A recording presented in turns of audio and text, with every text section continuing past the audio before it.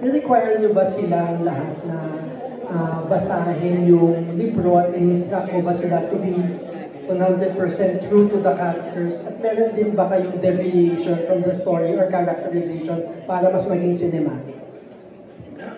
Related kasi yung...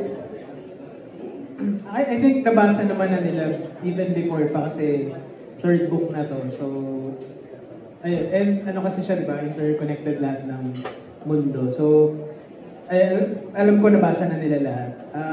Instruction na maging 100%. I think in terms of character, we want to be as loyal as possible dun sa sinulat ni Guay. Kasi tested na yung book ni Guay eh. Kumbaga, tsaka, as I've said, kami mismo, we fell in love with the characters nung sinulat siya. So, it's more of, I think, owning the character in a different way para pag enact nila. May mga small touches of their personality, pero we try to be as loyal as possible.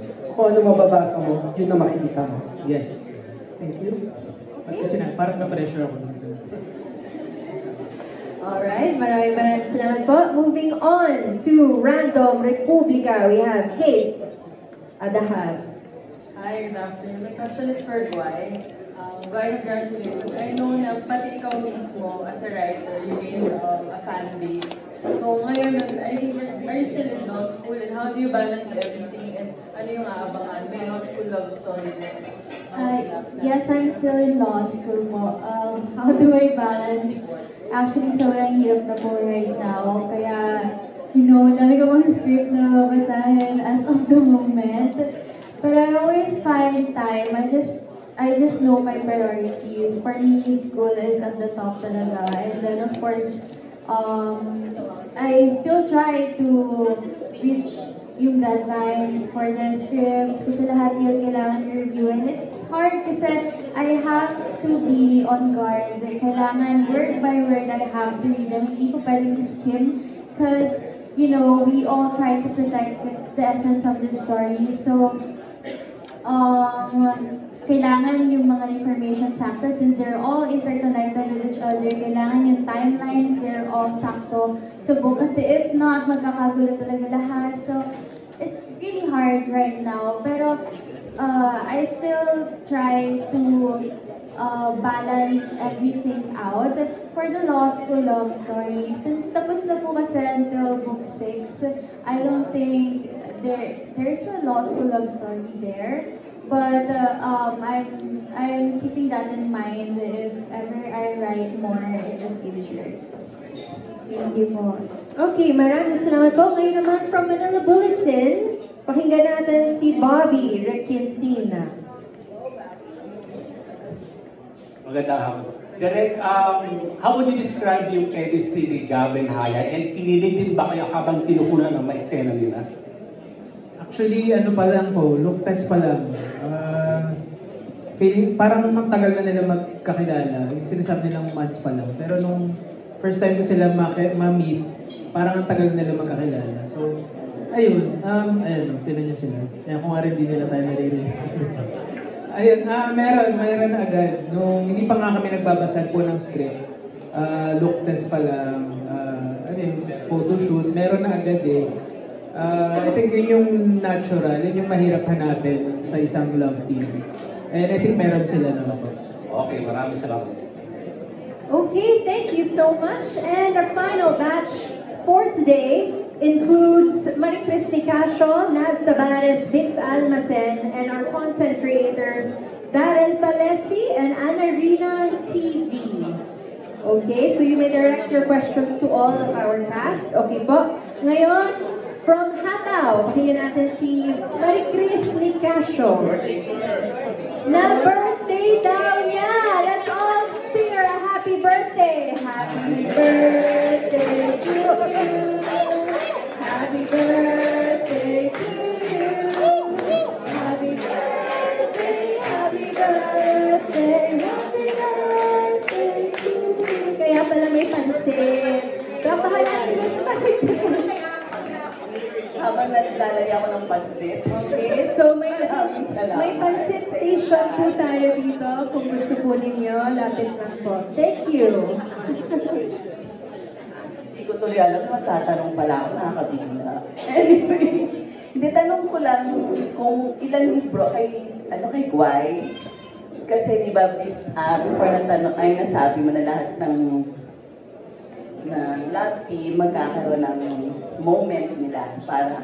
So itatanong ko kung ilang books pa ang aabangan. 6 books po siya in total. So nasa book 3 na po tayo right now. Okay, thank you. Tapos isang bonus lang, kapag nagkakaroon ba ng mga tampuhan, yung mga isa lang birthday ko daw. Kapag kasi eto po inland, kung nagkakaroon daw ng tampuhan yung mga love team, sino yung nauunang manuyo o mag-sorry? Sa ako mga love team.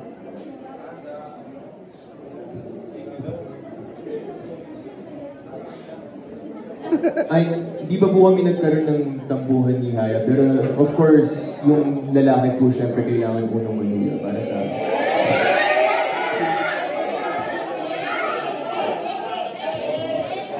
So I guess Manuyo is saying sorry. Yeah. I agree with that.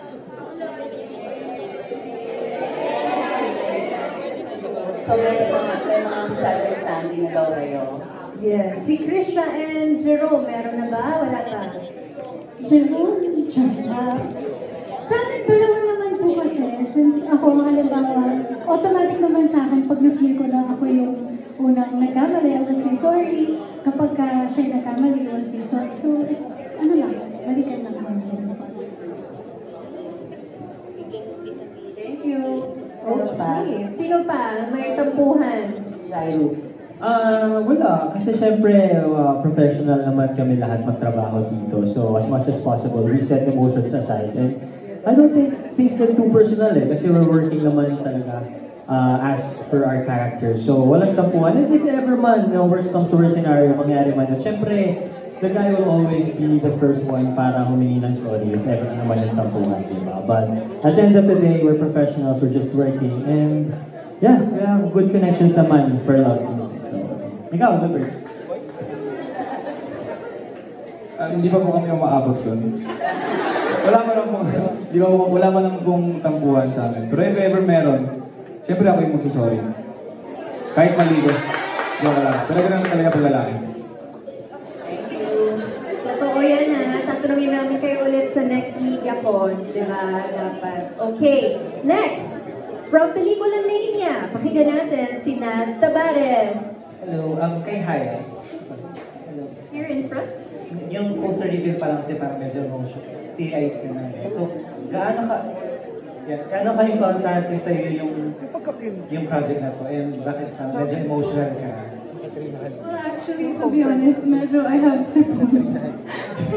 I think from the weather. But also, now that you bring it up, it has been overwhelmingly surreal to see everything.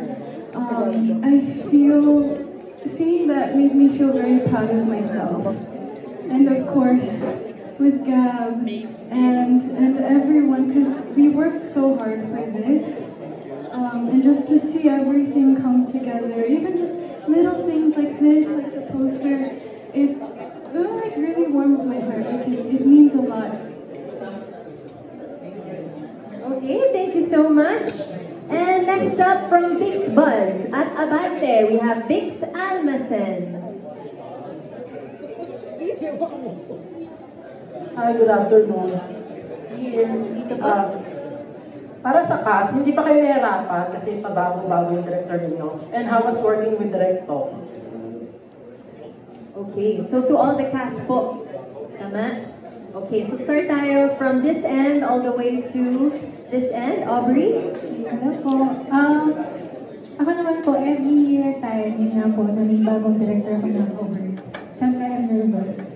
Pero I'm really excited naman po kasi panibagong challenge na naman po sa akin. Kasi gusto ko rin po na dito sa industry na makapag-trabaho po ako with other directors. Pero kay Direct Top, hindi pa po ako nakapag-shooting eh. So, ina-ask ko pa lang po si Haya, how was it working with Direct? And yun nga, si Direct daw daw po, he's very kind and very chill. So, looking forward to work with Derek.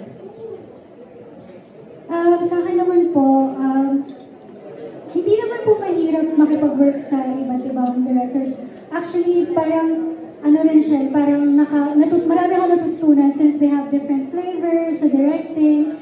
And since bagong actress din po ako, it's what I'm looking for. I'm really eager to learn from different directors.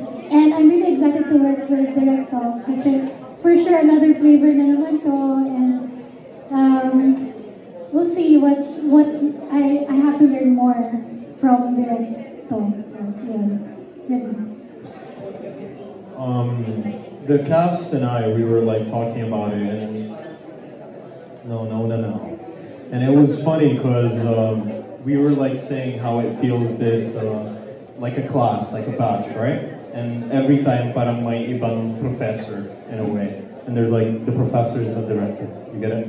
Yeah, okay. And yeah, you enjoy it? Yeah. So anyways, it's funny because I don't know, me, I like to find where the breaking point of the director is. You know, I'm always like waiting where they're gonna break down. Everyone says they're chill until there's gonna be like a stressful time. Not because I'm the fault, I just wanna like see it. You know, I just wanna like be there to see it. I don't know, I'm just I don't know, interested. Yeah, sasabihin ko dapat yung sinabi ni Marco. Hindi pa kami nakakapag-shoot kay Direk, pero excited na rin ako, of course, kasi syempre iba-iba din naman talaga yung teaching techniques nila.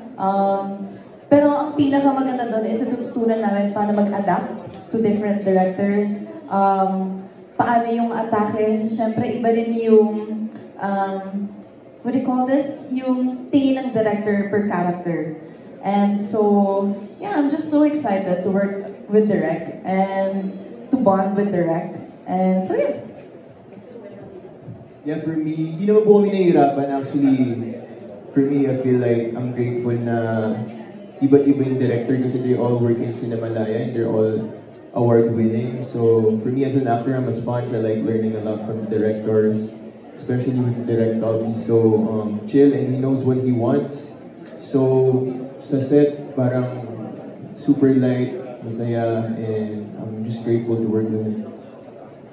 But then, same answer, similar to Gav and kay Krisha. As a new actress, for me it's been exciting because I've been able to learn more with every director that I happen to work with.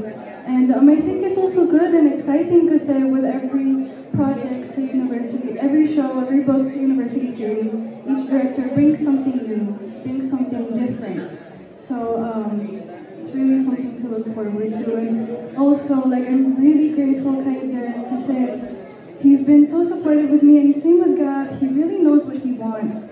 So like, I trust him, and I'm very thankful that we've established a safe space within us then. No matter what happens, going on set, doing anything, so I appreciate you, Direct. Yeah.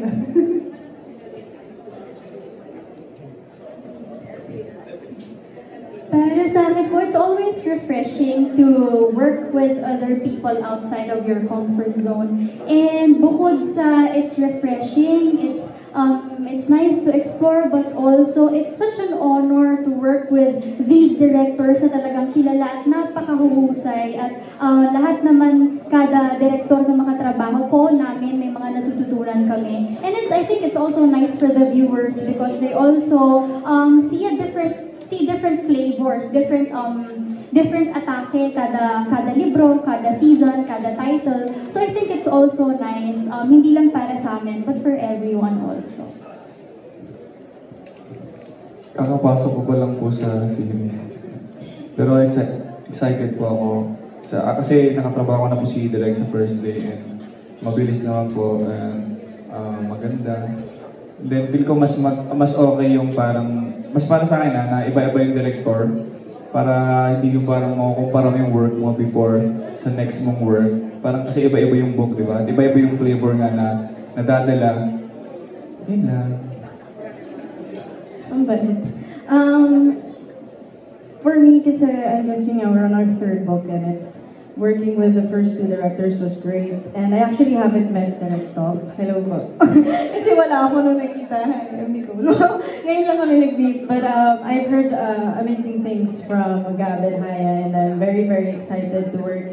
And yun nga po, as everybody said, then marami kaming natututunan and that's something we're all excited about. And ayun, eventually nagiging close din naman. Sana maging close din namin si Direk Top and maging trauma kaming lahat. Wow, ayun, yun lang naman po.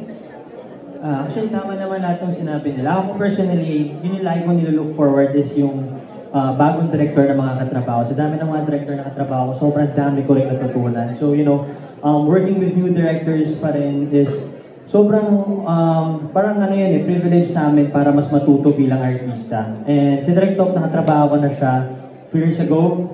And maganda namin naging bonding namin and maganda rin naman yung naging outcome ng work namin. So, yeah, it's always a good thing na makatrabaho ka. Kasi sabi nga nila, bagong flavor na, di ba? Ano ang flavor? Tinatanong ko sila kanila. Pero bagong flavor, bagong experience, bagong learning para sa bawat isa.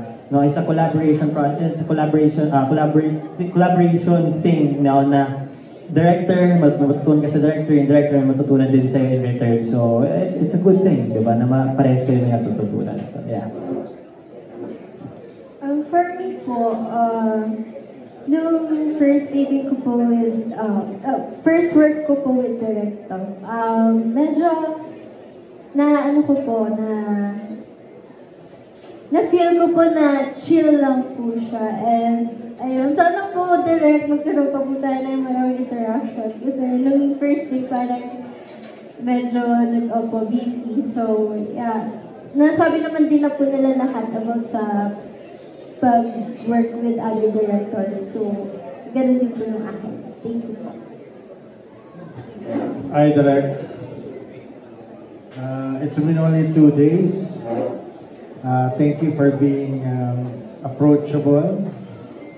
Thank you for being nice. But I guess above all, thank you for respecting the Eddie Garcia law.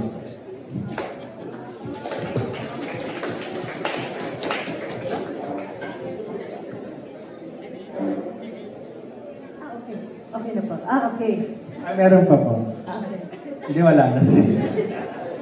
Natuwa ako dun sa Eddie Garcia Law. Tama po yun. Maraming salamat. Good question po. Next, moving on to our content creators. We have Daryl Palesi, Ana Rino TV, and last but not least, Aster Amoyo.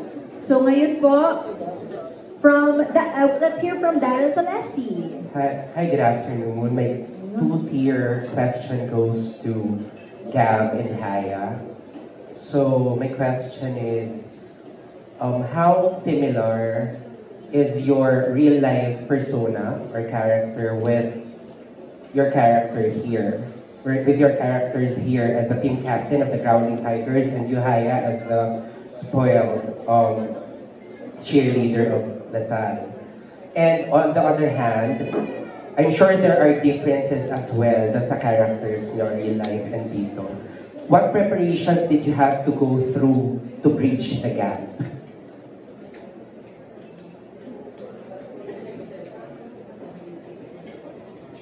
That's a very good question.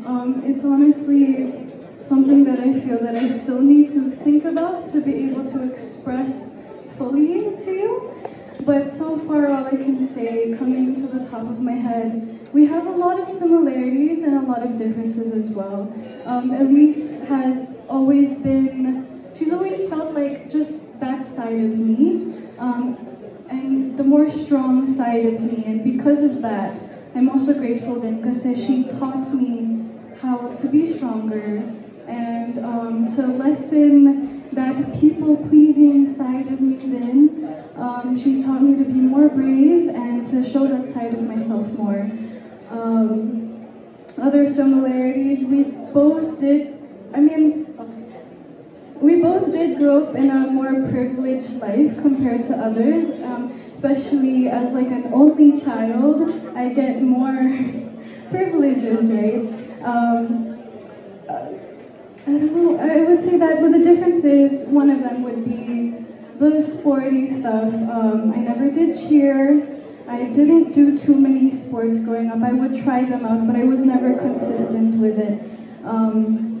But because of Elise, then I'm grateful because she showed me my capabilities.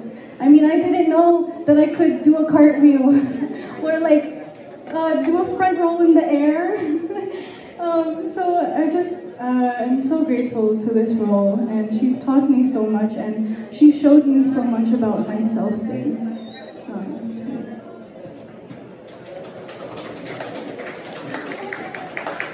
For me, kay Selvi, marami kaming similarities. I'm so grateful na yun yung role ko. We're both panganay, very family-oriented, and we love our friends. Lagi kami nandun sa mga kaibigan namin. And mapang-asar ako, pero siguro yung pagka-different namin siya, parang yung pagka-ano siya parang ako konyo siya, medyo kali yung pang-asar niya. So, what I did was, I went to like mga streets, yung mga palengke. I was trying to observe like the people, how they and also, pagkasama ko yung mga kaibigan ko, lalo na si Jai, sabi ko, bro, huwag ka na mag-English lang ang pagkausap mo. Mahilig kasi mag-English si Jai kasi. So, lagi kami magkasama niyan. So, sabi ko, bro, tulungan mo ako mag-ano. Para gusto ko kasi maging natural yung the way he talks. So, yun, and we both love basketball. I love basketball so much, and I'm really grateful na may basketball scenes rin kami, and super excited to shoot that. Can I add on? I remembered something. I don't know, it's just small, but I think it's really cute. Elise is a lot more madaray, right? She's more into kikay things and like bags and perfume. I'm as Haya. I'm a very more earthy girl and that spiritual type of person. So that was one challenge for me, but at the same time, it wasn't too much of a challenge because I just had to think about channeling that inner girly part of myself, because I still had, like growing up as a kid, I was very much into those things before I started becoming really into earthy things more. And also what I love about Elise is how loving she is and loyal she is with her family and with her friends. So there you go.